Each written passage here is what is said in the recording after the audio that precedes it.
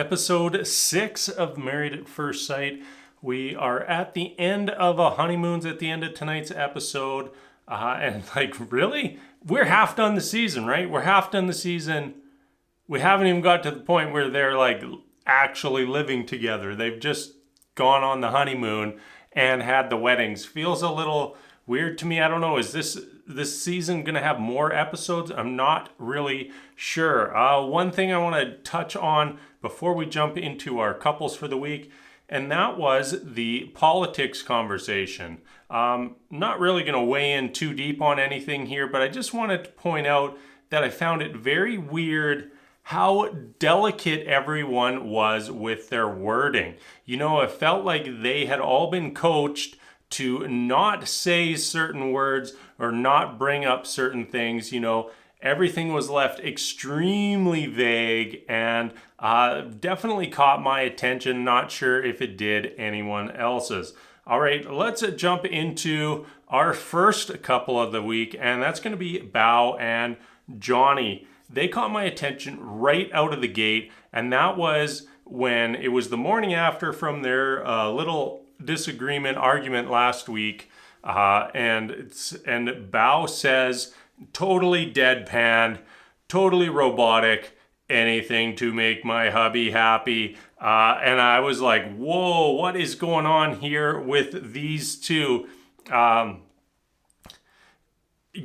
this couple first started, I really expected Bao to be the rigid one. Bao to be the one who was kind of making the ultimatums on you got to do this, you got to do that. But here we are at the end of the honeymoon, and that role has totally flipped. And now it's Johnny who appears to be the rigid one, appears to be the one with all the issues. He's kind of seems like he's the neater one of the two. He's got these sort of hygiene demands, and I really didn't expect that when this couple first started. I really did expect it to be Bao. I think everything was presented as Bao being the one who was going to be slow to get into things, slow to start, who had this long list of demands. And we were a little bit bamboozled because she's the one who now seems like she really wants to make this work, is willing to try to make some compromises, and not Johnny. So that's very interesting. And I don't know how that's going to affect them going forward. Even in the preview, we kind of see Johnny make that ultimatum that he's gonna move out. We don't know the circumstances of the conversation, what's said, what they're talking about, but very interesting to me. Oh, and also Johnny got lost at sea. Next up, let's jump over to Myrla and Gil. We start with kind of a little bit of a conflict for them, and that is that Myrla doesn't want to change her last name. Honestly, her reason was very, very valid. And also in this situation, I don't think that should be a conversation that you're having until after decision day. You just met the person. Changing your last name shouldn't be on the top of the list. There's so many other things ahead of it. And really in this situation, I don't see anything wrong with Myrla wanting to keep her last name. Gotta hand it to Gil. He really goes at Myrla hard. He's constantly calling her princess and diva, high maintenance, all things like that. And I'm thinking, if I was in a relationship with someone, I would never say those things. But Myrla does take everything in stride. She really rolls with it. And that at least is good to see.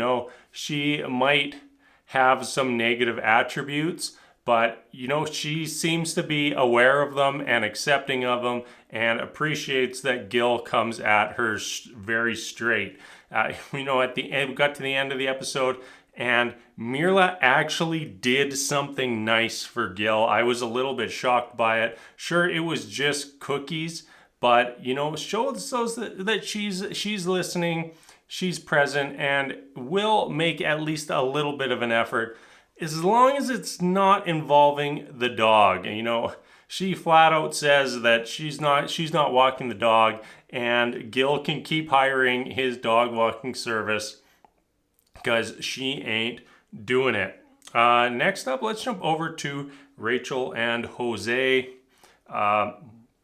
They are really still just stuck on what feels like the same issues as before, and that's finances and independence.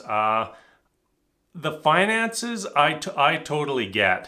I totally get. They have very differing views. They've handled their money very differently. They have very different expectations about what their lifestyle should be going forward. One interesting conversation was when Rachel basically said, like, hey, what do you want to do as a couple before we want to start a family? And she says, hey, I want to go to Switzerland. I want to hang glide. I want a jet boat, blah, blah, blah. And already Jose's like, whoa, no. Like, we're talking trips. Like, let's just go to Vegas or New York. Let's cut those costs down. And, it was kind of set up as a fun, playful conversation, but Jose's already thinking about the money, already thinking about the dollar value of these things. And, that's a little unfortunate, because they do need to have some fun together to enjoy their relationship. It can't all be about, the future. You have to at least live a little bit in the now. Not that you should blow everything in your bank account to be happy now. Yes, you do need to plan and save for the future, but Jose, live a little. You just got a new wife. This is something she wants to do. I think that they will come to some sort of compromise eventually on the finance side of things. As much as it is a big topic, I do believe it's one that they absolutely can come to a compromise on, and hopefully not damage their relationship. Also, on the independent side of things, I really feel like for someone who decided to get married at first sight, Rachel is clinging on to her independence way too much. It's getting a little ridiculous at this point. It's like, Rachel, you agreed to marry a stranger. You said, hey, I want to get married. I want to be in a committed relationship. And that kind of voids your independence. You are now in a partnership. I understand that you don't want to be spoon-fed everything from Jose for the rest of your life, although I think he'd be happy to do that. But you gotta rein this conversation in. He's not asking you to quit your job. He's not asking you to be a stay-at-home wife. He's not asking to be your sugar daddy. All he's saying is, he's not even saying anything. It's just Rachel resisting on this topic, and I really hope that she can get over it, because this couple is going way, way, way better than I expected. One thing I learned this week is it's okay to have shirtless FaceTime calls with total strangers. We didn't get to see much of Zack and Michaela since they are quarantining, but we did get to see that from Zack. And I think from now on, anytime somebody gives me a FaceTime call, I'm immediately just going to take my shirt off. All right, our last couple of the week it's the boring couple. Let's be honest here. This is the boring couple of the season. When Brett and Ryan are on, I'm just not overly interested in what's going on. This was still probably the most interesting week for them, in my opinion. We kind of touched on the political stuff earlier, but it's pretty clear that they have different political views. For Ryan, he's like, yeah, whatever, I don't care. Like we can have different political views, that's fine. And Brett is a little bit hung up on that, but ultimately I think that they're going to be fine with it. And that's because I think that we got slipped an accidental little bit of information this episode that confirms that Brett and Ryan stay together this season. And that was when we were cut to one of the like diary rooms of Ryan, and I don't have word for word, but he said that he hopes that they have a lot more crazy things together in the future. I don't know exactly when it was filmed.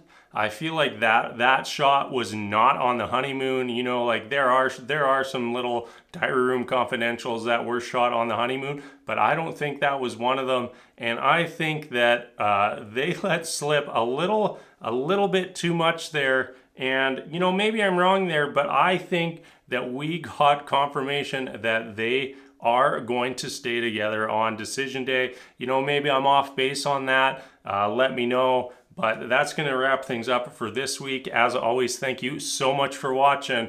And until next time, we'll see you later.